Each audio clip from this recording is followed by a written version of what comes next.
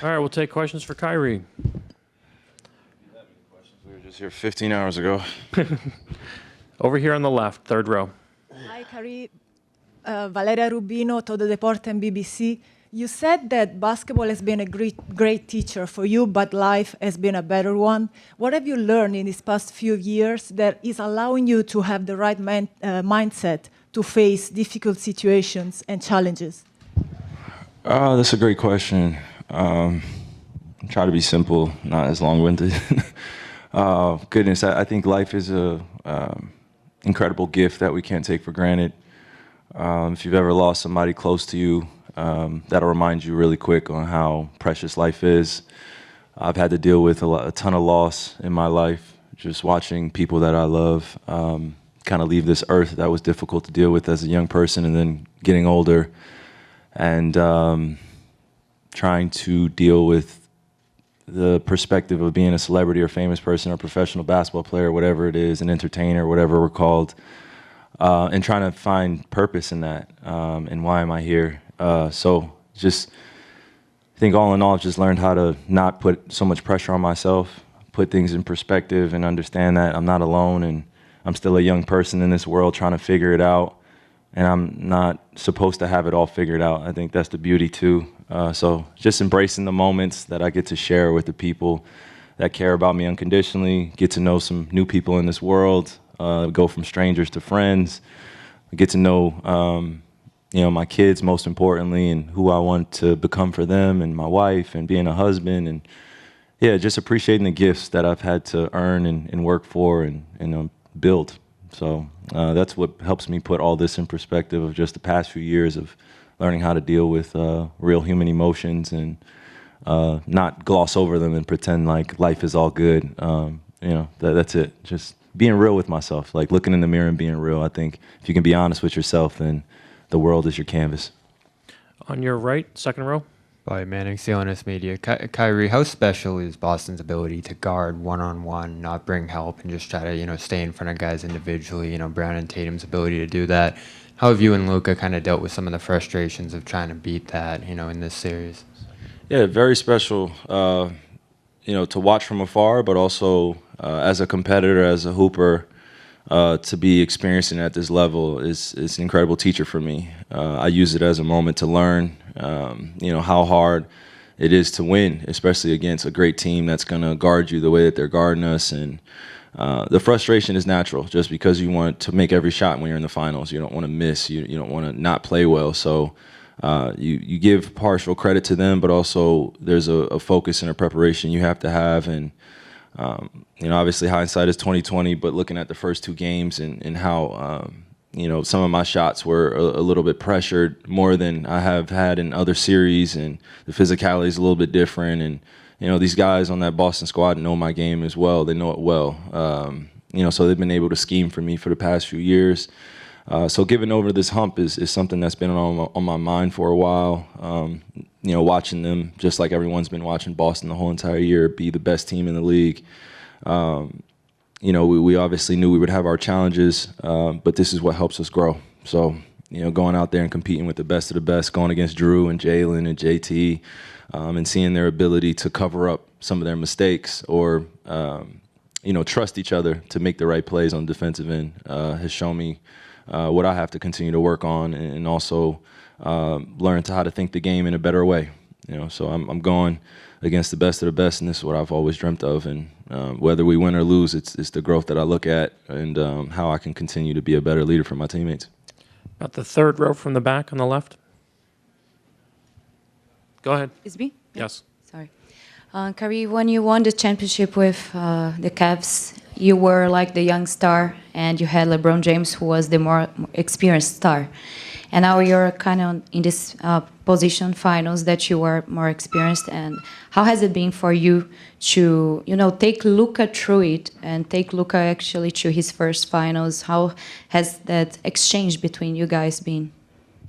It's been great, because we're learning about each other in these moments and what we're made of, and what we have to do to be great at this level.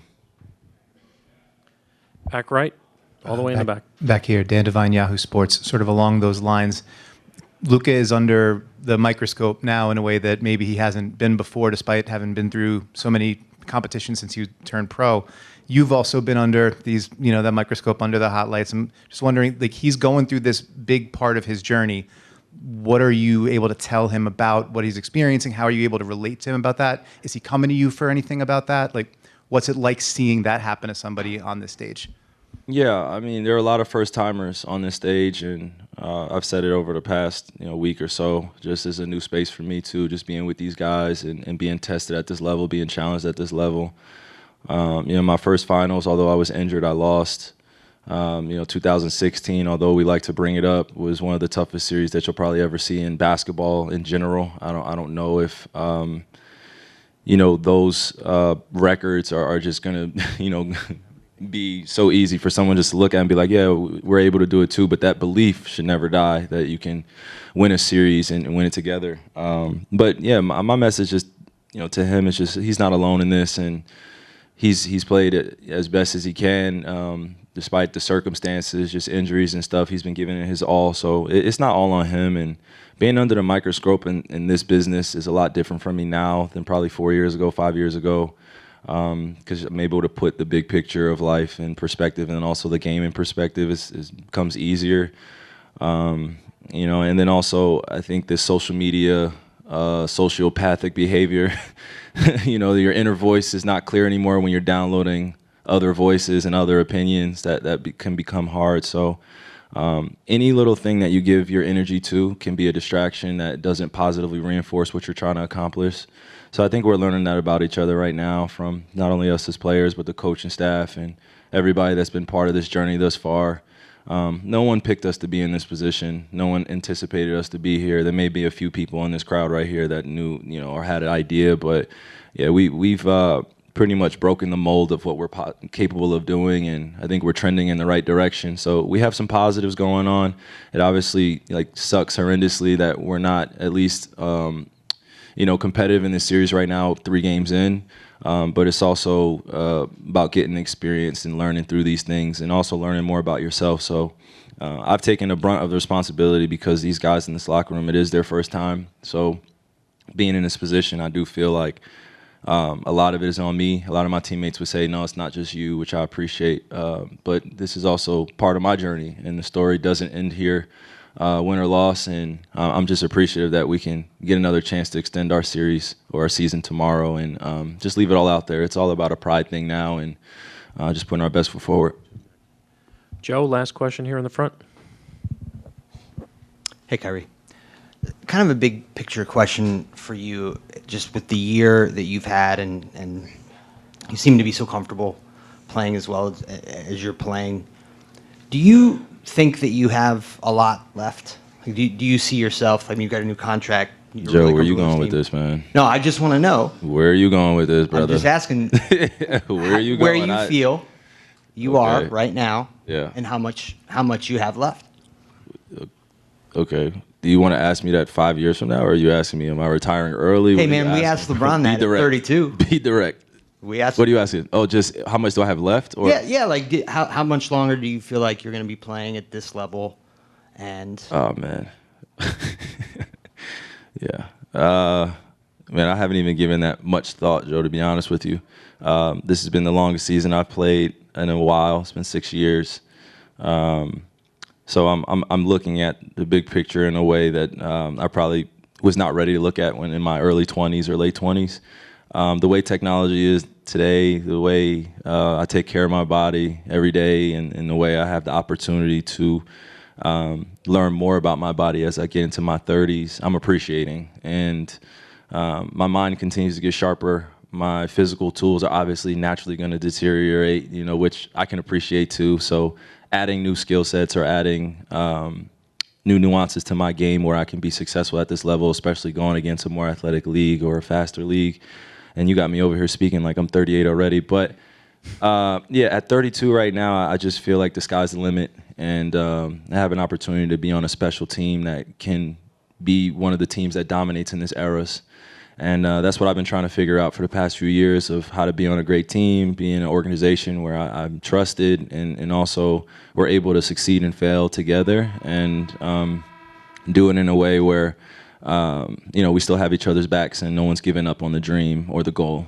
Our goal is still to win a championship. That's been number one.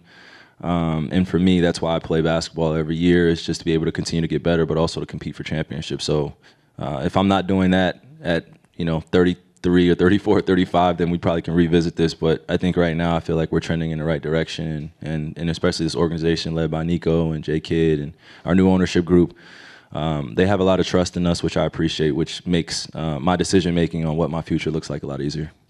Thank you, Kyrie. Yep, got you guys. First question, right here in the front. What's up, Luka? Brandon from the Warriors.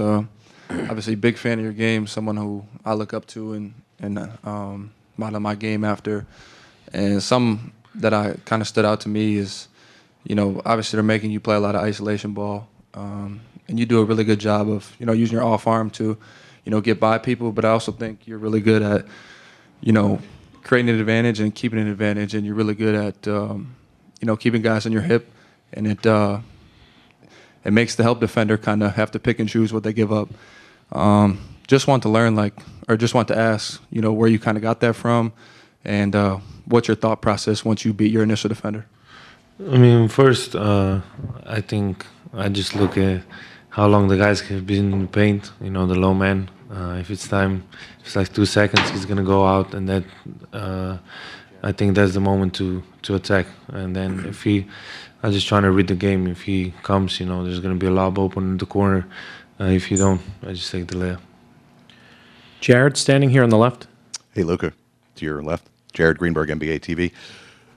After Game 5 in the OKC series, you told me that you got back to playing for the love of the game. You remembered that. Do you sometimes feel in this series you are getting away from that when you're talking to the referees? And I mean, yeah, at some point, yeah. I just really want to win. Sometimes I don't show it the right way, but at the end of the day, I really want to win. So I got to do a better job, showing a different way. how can you do that Game 4 with your season on the line? Go back to playing fun. We talk about how we come back from 20 points in the fourth quarter in the finals. We were having fun. We're defending. We were running. Our pace was great, and just taking good shots. Right side on the aisle, about 6 rows back. Kevin Gray, Mavericks Radio Network. Luka, when you're in the midst of these games and you're having these conversations with officials, how do you change your approach in terms of these conversations to ensure that not only you're staying locked in, but also continuing to help your team stay locked in, even when things aren't going necessarily your way at times during these games? Just gotta go away, because at the end of the day, ref's gonna have the last word. So just gotta go away from that. Left side on the aisle, 6 rows back. Luka, Tadej Alan pred Pop TV. Vemo, da je vsa zgodovina proti vam, da še nihče ni nadoknadil 3-0. Kako ohranjate upanje, da tega finala še ni konec in vzdušje v moštvu? Vzdušje je v redu. Skupaj smo. Vemo, da to lahko naredimo. Vemo, da imamo potencial. Treba kakšne detalje res boljš odreagirati na kakšne detalje. Ampak mi verjamemo. Nikoli še ni bilo, ampak mi verjamemo, da lahko. Ramona, over here on the left.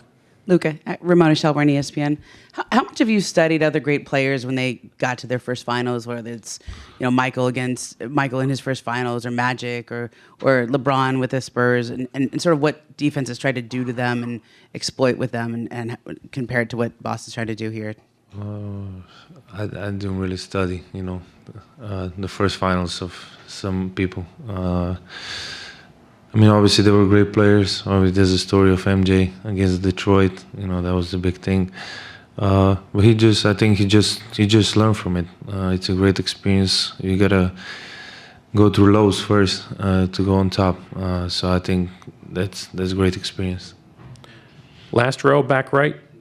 Luka, how do you guys keep any real sense of, how do you guys keep any real sense of belief, knowing that the odds say that this is too tough a mountain to climb out of? How do you keep believing that you can do this? Just like we did before. Like I always talk, in the regular season there was a time we were at our very low. I think we lost 5-6 in a row, and then from then we just went up. I think we went 17-2 to get in the playoffs. I know that's regular season, but it was a kind of point we all came together. The chemistry from there went to the top, and we're just gonna believe. We talk about it in the locker room, and I know we can do it, and we're gonna believe till the end. Tim, here on the left. Tim McMahon, ESPN. The Celtics obviously going to make you work as hard as they can defensively. What's unique about the challenges they present while doing that? You know, it's not like they're the first team to do it, but what's unique about them, and how do you think you've held up to those challenges? I mean, they have great players. Basically, all 5 players, they're on the floor. They can really score, they can shoot.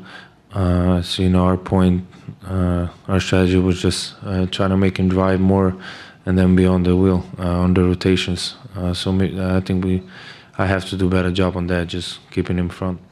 About 6 rows back towards the center. Luka Šucin, Arena Sport. Luka, Jason Kidd je znan kot trener, ki išče prilagoditve in jih ponavadi tudi najde. Zaenkrat v 3 tekmah ni bilo videti, da so te prilagoditve uspešne. Kako bi se vi kot ekipa in ti kot posameznik prilagodil za 4. tekmo? Mislim, da je to bolj vprašanje za trenerja, zato je on trener. Ampak, kakor bi rekel, naša obramba proti Bostonu smo naredili tako, da ko igrajo v isolation, da grejo noter v prodor. Mislim, da moramo to malo spremeniti in ne glih jih pustiti, da grejo mimo nas vsakič. On your left, second row. Mike Leslie, WFA. Luka, we've seen you elevate your game throughout this playoff run in its entirety, but in this series in particular, are there things about your game, a hole here or two, that here or there, that you can identify that you feel like, hey, that's something I want to focus on in the off season to improve myself just that much more? Definitely a lot of holes, I think, still. 25, got a lot of ways to learn, a lot of things to learn. This is my first semifinals, so I'm going to learn from it for sure. But we're not in off season yet. You know, they still got to win one more game. Like I said, we're going to believe till the end. Third row on the left. Ciao Luca, Valeria Rubino, BBC Todo Deporte. Kyrie said that pressure makes diamonds. How do you turn fear and anxiety into motivation and strength to be the leader you want to be for this team? Just keeping the team together. Like I said, we have great guys. We all know what we came here to do. Obviously, we're going against the best team in the NBA, but we're going to believe. It's first to fourth, so we're going to still believe, and that's our motivation. Last question in the center, about 6 rows back. Tilen, tukaj je Arena Sport Slovenija. Luka, zdaj ste v karieri vedno našli rešitev proti vsakemu tekmecu, napredovali iz tekme v tekmo tudi v teh serijah, ki so se zgodile v tej končnici. Kaj je pri Bostonu drugačnega zaenkrat, da te rešitve, ki bi prinesla zmago, še ni bilo? Tudi v končni fazi vsaka tekma je ena slaba četrtina vam je odnesla zmago. Ne? Kaj se zgodi v tej četrtini? Mislim, da malo popustimo, malo se, ko bi rekel, sprostimo.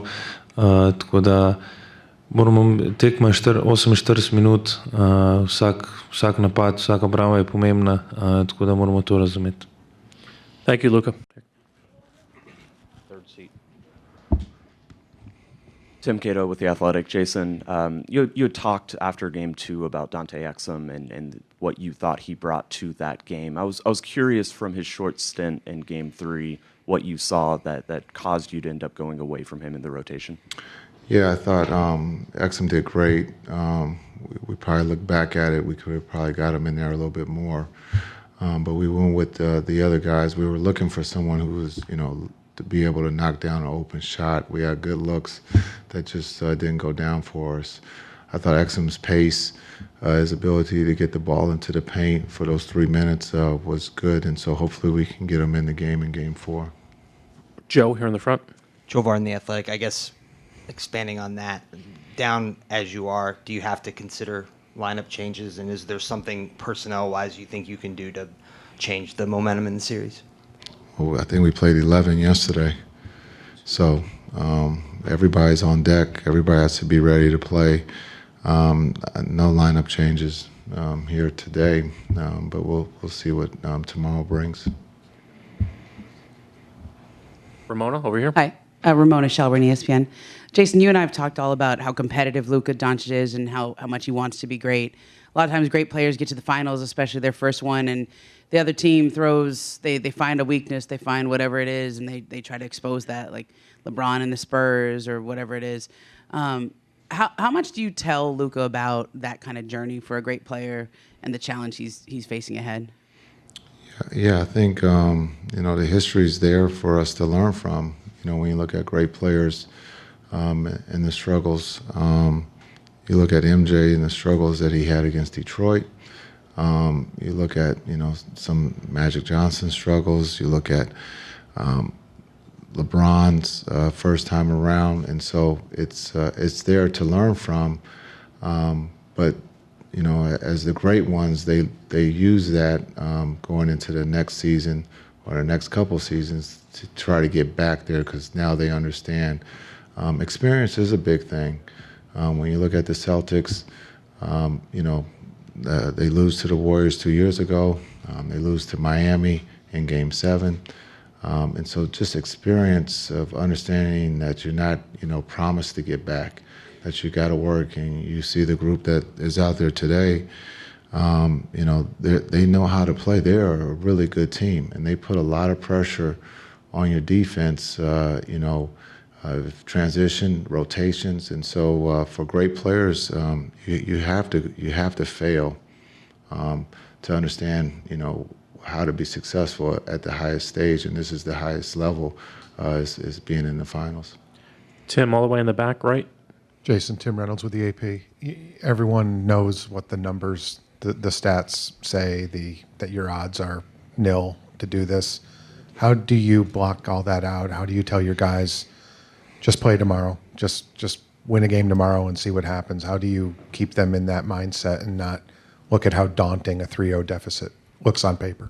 Yeah, I think you talk about playing Game 4. That's it. I thought yesterday we got off to a really good start, and hopefully we can do that again tomorrow. You look at the end of quarters, the end of the first in Game 2, and also here in Game 3, we have to be better. And so, again, just taking one possession at a time, controlling what you can control, your effort and energy, and just winning the minutes when you're out there. And that's all we talked about today, and that's what we'll talk about tomorrow. All the way in the center. Skyler Dixon with the AP. Jason, you've talked a lot since you've been here about just wanting Luka kind of engaged and active on defense. Did you see any slippage in that last night with a chance to look at it more, or the Celtics just really good at attacking him, and what maybe needs to change a little bit on that front for him? Yeah, I think I think Luka's doing in this playoff series. When you talk about from the Clippers to today, his defense has improved.